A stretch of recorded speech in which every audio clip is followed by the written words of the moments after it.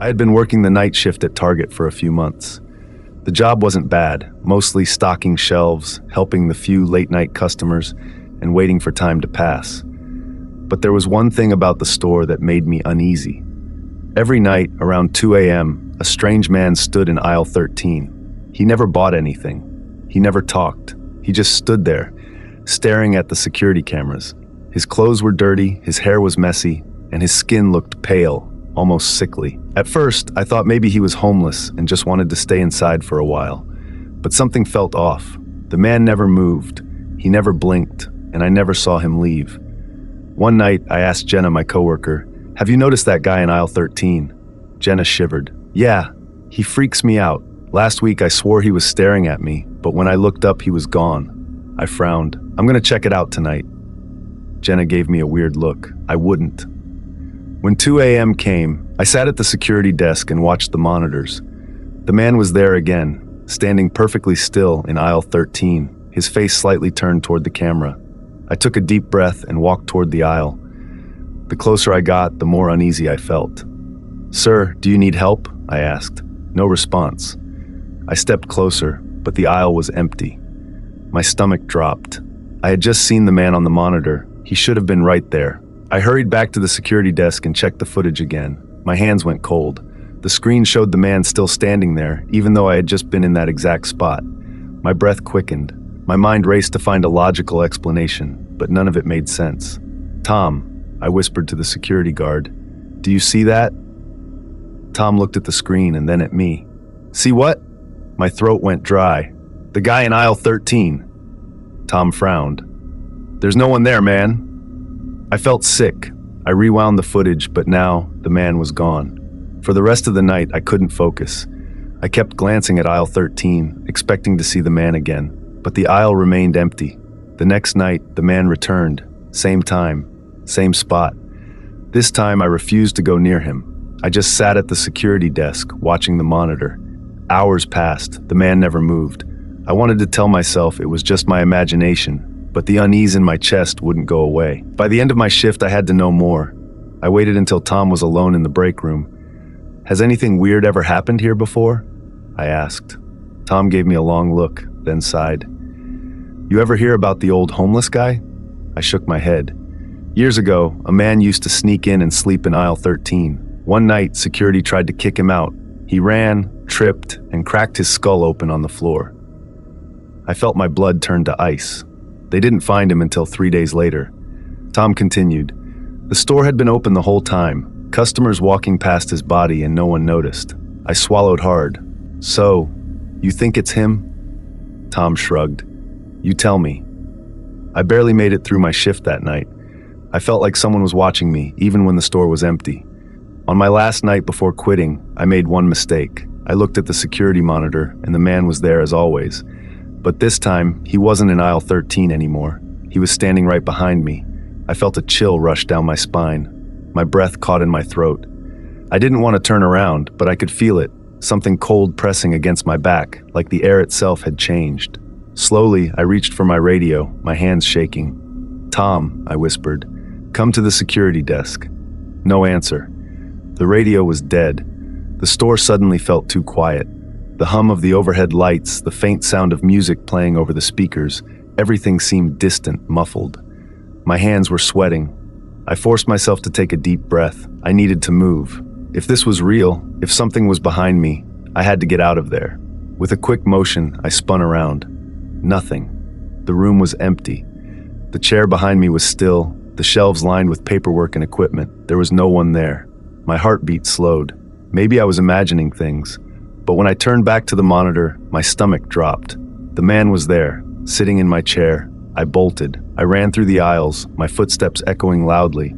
I didn't stop until I reached the front doors, shoving them open and stepping into the cool night air. My breath came in short, sharp gasps. I turned back toward the store, expecting to see something, anything, chasing after me. The store was empty, silent. Aisle 13 was dark. I didn't clock out. I didn't go back for my stuff. I got in my car and drove home, hands trembling against the steering wheel. The next morning, I quit. I never stepped foot in that store again. But sometimes late at night, when I close my eyes, I can still see the man in aisle 13 staring at me through the screen, watching.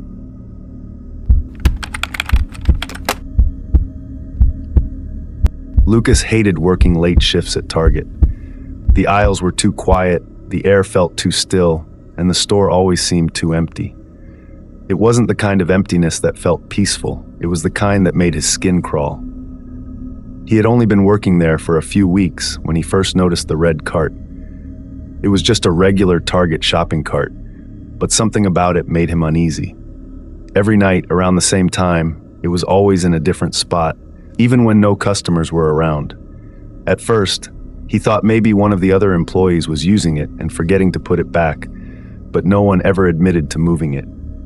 One night, he pushed it to the far end of the store near the cleaning supplies and made a mental note of where it was.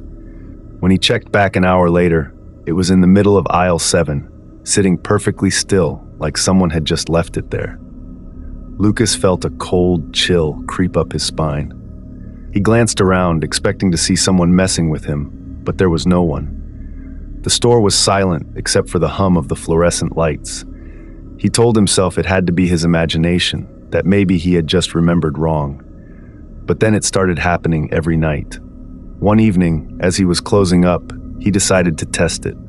He rolled the cart into the stockroom, a place customers weren't allowed, and shut the door behind him. There was no way it could move now. An hour later, as he walked past the frozen foods section, he stopped in his tracks. The red cart was sitting there, in the middle of the aisle, facing him. His stomach twisted. He turned, expecting to see a coworker nearby, but the store was completely empty. Lucas backed away, his heart pounding. He didn't know why, but something about that cart felt wrong. That night, he asked his coworker Jenna if she had ever noticed anything weird about it. She stiffened. "You've seen it move too?"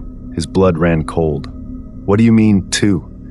Jenna hesitated, glancing over her shoulder before lowering her voice. "I've worked here for over a year. That cart, it's always here. No one knows where it came from. Every time we put it somewhere, it moves. I've seen it roll on its own, but when I check, there's no one around. A few people quit because of it." Lucas swallowed hard. "You're joking, right?" She shook her head. "I wish I was." That night, Lucas kept his distance from the cart, but he couldn't stop himself from looking at it every now and then. It never moved while he was watching, but every time he turned away, even for a second, it was closer. By 3 a.m., he was done.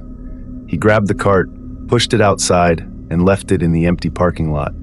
Then he hurried back inside, locking the doors behind him. He felt a sense of relief until he turned around. The cart was right there inside the store, sitting where it always was. His breath caught in his throat. He hadn't heard the door open, hadn't heard the wheels rolling, hadn't heard anything. The hairs on the back of his neck stood up. He backed away slowly, refusing to take his eyes off it. His pulse pounded in his ears. And then, ever so slightly, the cart moved. It was just a small jerk forward, like someone had given it a gentle push, but there was no one there. Lucas ran. He bolted to the security room, slamming the door shut behind him. His hands were shaking as he pulled up the camera feeds. He clicked through each one, searching for any explanation, any sign of a person. But there was nothing. The cameras showed the cart moving on its own, rolling down the aisle, stopping and turning as if it had a mind of its own. He squeezed his eyes shut. This wasn't real. It couldn't be real. Then a sound made his blood freeze, a squeak, the unmistakable sound of wheels rolling across the tiled floor. It was right outside the door. Lucas barely breathed. The security room had no windows, no way to see what was on the other side. He reached for his radio, but his fingers were too unsteady to press the button. Silence. Then, bang! Something slammed against the door. Lucas jumped back, his heart hammering. He grabbed a chair, wedging it under the handle. His breath came in quick gasps as he stared at the door, waiting for whatever was outside to make its next move. Minutes passed. Nothing happened. The store was silent again. After what felt like hours, he finally worked up the courage to check the cameras. He flipped through the feeds until he found the front entrance. His stomach dropped. The red cart was sitting outside, exactly where he had left it earlier. But he knew that was impossible. because it had been inside the store just a few minutes ago. Lucas didn't wait until morning. He grabbed his things and left. He didn't quit right away, but he never worked the night shift again. And every time he passed by that red cart, sitting so still among the others, he swore he could feel it watching him.